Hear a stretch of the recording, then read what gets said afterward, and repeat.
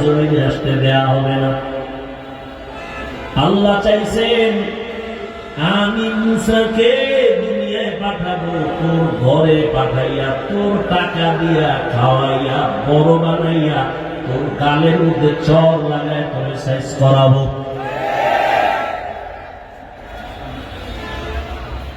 ভারতের ভিতরে ব্রিটিশ বেঙ্গলের বাচ্চাগুলো চাইছিল ভারতের জমিনে কোন ইসলামের আলো থাকবে না। এই নিয়ত কইরা হাজার হাজার হাজার মাদ্রাসা আগুন দিয়া, তালা দিয়া বন্ধ করে, হাজারো হাজারো আলেমকে ফাঁসি দিয়া গাছে গাছে লাশ ঝুলাইয়া দিছে। ভারতের জমিনে কোন ইসলামের আওয়াজ চলবে না, কোরআনের আলো থাকবে না। আসমানের মালিক চাইছেন সারা দুনিয়ায় যত ইসলামের আলো,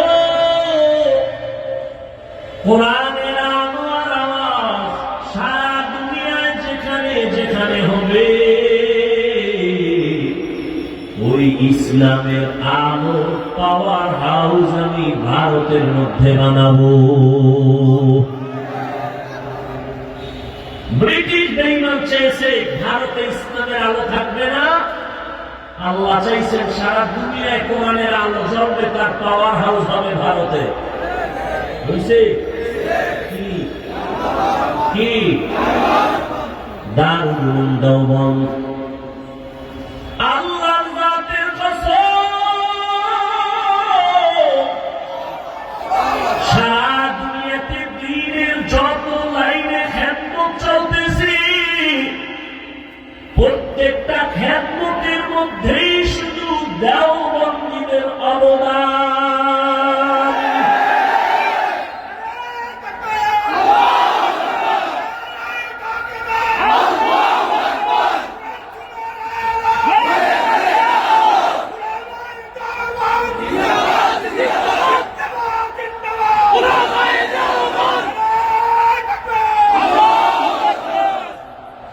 পরিপূর্ণ বাড়াবাড়ি নাই, সারাসারি নাই, একেবারে মধ্যম পন্থায় রাজনীতির ময়দানে যত খেদমত চলে দেওবন্দের অবদান।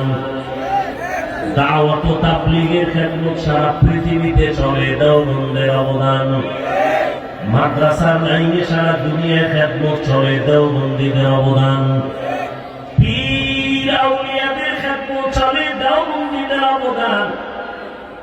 রাজনীতির ময়দানে দেওবন্দীদের খেদমত যে চলে, ওখানে কোনো বাড়াবাড়ি নাই, সারাসারি নাই, মন ধরা নাই, সব মদিনার লাইনেই চলে। মাদ্রাসার লাইনে খেদমত চলে, মদিনার আদর্শে বাড়াবাড়ি নাই, সারাসারি নাই, কম নাই, বেশিও নাই, মধ্যম ভাবে। পীর মুরিদের লাইনে যে খেদমত চলে, দেওবন্দীদের অবদান অতিরঞ্জিত নাই, কম নাই, বেশি নাই, নবীজির আদর্শ মতো মধ্যম ভাবে চলে। যারা অস্বীকার করবে আল্লাহর কসম, তারা এই জমিনের নিকৃষ্ট মুনাফিক।